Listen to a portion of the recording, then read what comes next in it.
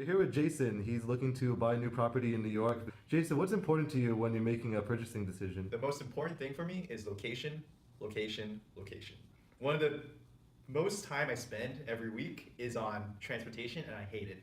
So one of the most important things for me is to find a place that's not only close to work, but also easily accessible to work. When you're comparing two different properties, how do you decide between them? Is I open Google Maps and look at how long it takes for my commute to get from point A to point B. Because if one apartment has an outdoor balcony and another one doesn't really have that, what I do is I say, is that really worth 20 minutes of my time?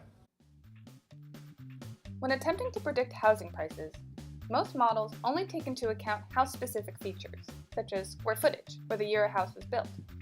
But in order to address the needs of buyers like Jason, we realized that we need to take transportation accessibility into account.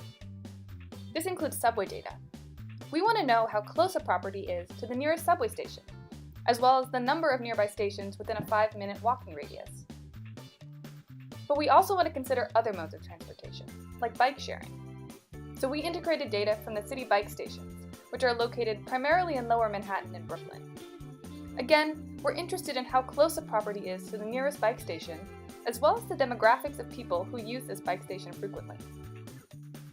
And finally, we realized that ride-sharing and taxi availability could also be useful proxies for the trendiness of the surrounding areas. So we integrated data from Uber and taxi services into our prediction model, such as the number of rides within a radius around the property.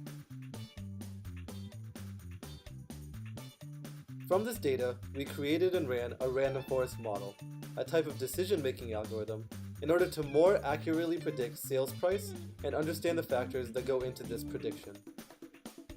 Here we have a property that is 3 minutes away from the nearest bike station and 5 minutes away from the nearest subway station. Using this information, our model was able to predict the sales price of the property quite accurately. For buyers like Jason, information from our model can help them negotiate better prices for these properties. Additionally, our model can be of use to anyone interested in the value of a property, including sellers, realtors, and investors. By creating a more accurate model that takes into account multiple transportation accessibility features, in addition to features about the property itself, we now have a more holistic view of property values in New York City.